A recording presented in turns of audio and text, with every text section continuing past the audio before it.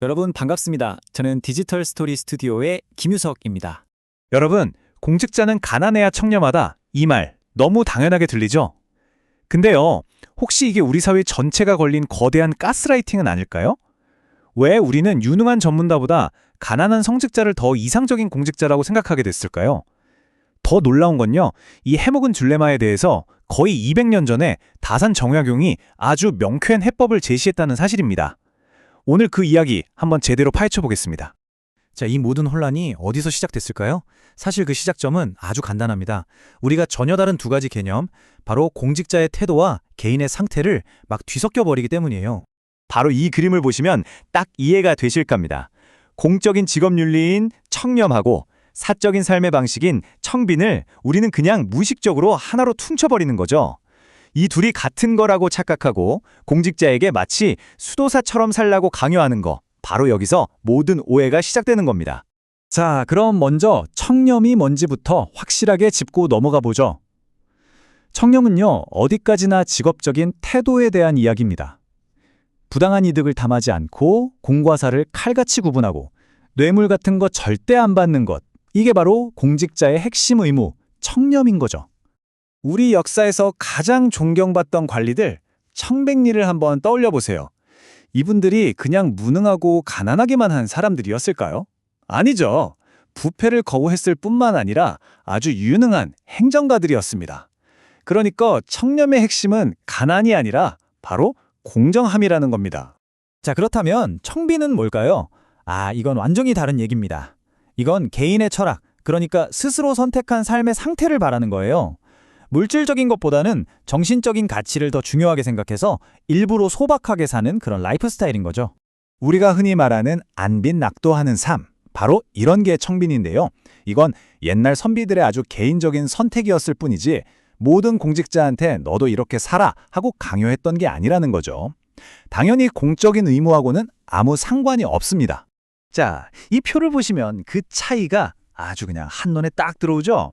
청렴은 공직자의 공정성에 대한 거고, 그래서 정당한 소득은 전혀 문제가 안 돼요. 반면에 청비는 개인의 라이프 스타일에 대한 선택이라는 거, 이 둘은 정말 완전히 다른 개념입니다. 그런데 말입니다. 왜 우리는 자꾸만 공직자에게 이 청빈을 강요하는 걸까요?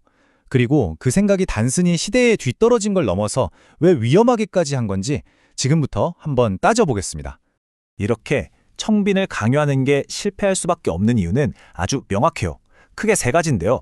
첫째, 공적인 의무랑 개인의 삶을 구분 못하는 범주 오류에 빠지게 되고요. 둘째, 정당한 노력으로 잘 살고 싶어하는 자본주의 정신하고 정면으로 부딪히죠. 그리고 마지막으로 셋째, 결국엔 아무도 지킬 수 없는 잣대를 들이대니까 사회 전체에 위선과 냉소만 가득하게 만드는 겁니다. 그렇다면 우리가 앞으로 지향해야 할 공직자상은 어떤 모습일까요? 바로 이 그림이 그 답을 아주 명확하게 보여주고 있습니다. 그저 희생만 강요하던 과거의 성인군자 모델에서 이제는 벗어나야 합니다. 그리고 자신의 일에 자부심을 갖고 결과로 책임지는 미래의 전문가 모델로 나아가야 하는 거죠. 그런데 정말 놀랍게도요, 이 오래된 딜레마에 대한 해답을 우리는 무려 200년 전 인물, 바로 다산 정약용에게서 찾을 수 있습니다. 그가 제시했던 아주 혁신적인 제3의 길, 지금부터 만나보시죠.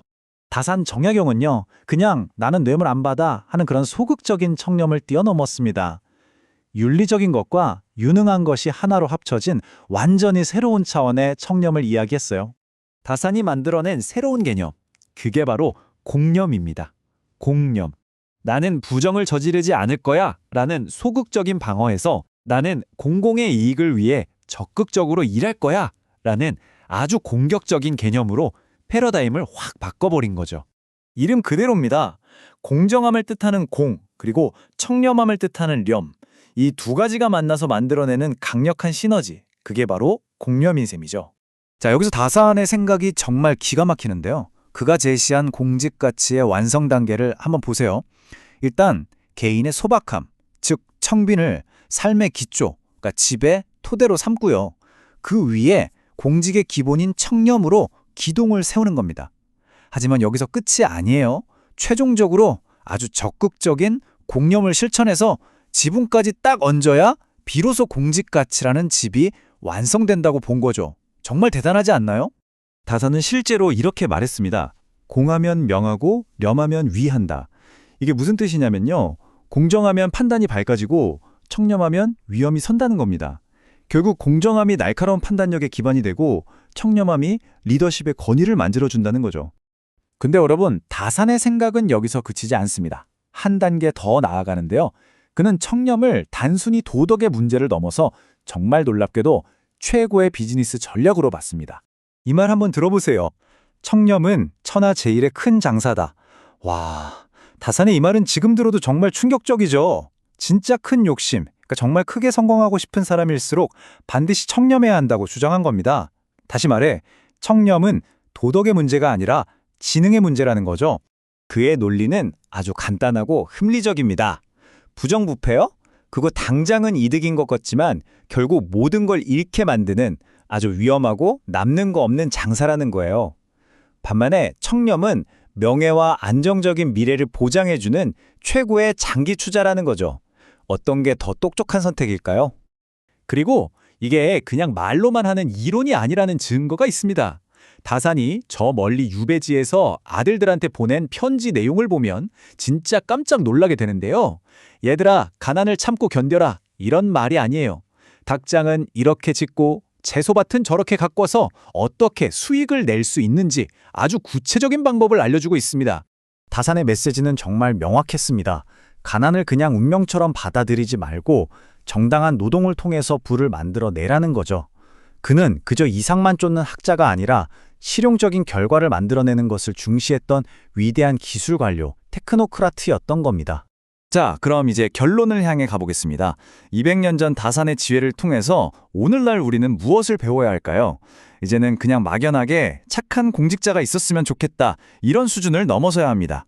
청렴은요, 유능한 사람의 날개를 꺾는 족쇄가 절대 아닙니다. 오히려 여러분이 커리어의 가장 높은 곳에 올랐을 때 가장 안전하게 여러분 자신을 지켜줄 최고의 보험과 같은 겁니다. 이제 우리는 질문 자체를 바꿔야 합니다.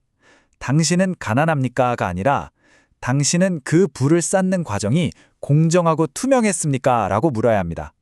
부자인지 가난한지가 중요한 게 아니라 그 과정이 공정하고 결연했는가, 즉 투명했는가. 이게 진짜 핵심 질문이 되어야 하는 거죠. 결국 다산이 우리에게 남긴 위대한 가르침처럼 말이죠. 공직자의 진정한 가치와 아름다움은 가난한 삶이 아니라 그 어떤 상황에서도 흔들리지 않는 공정함에서 나오는 것이니까요.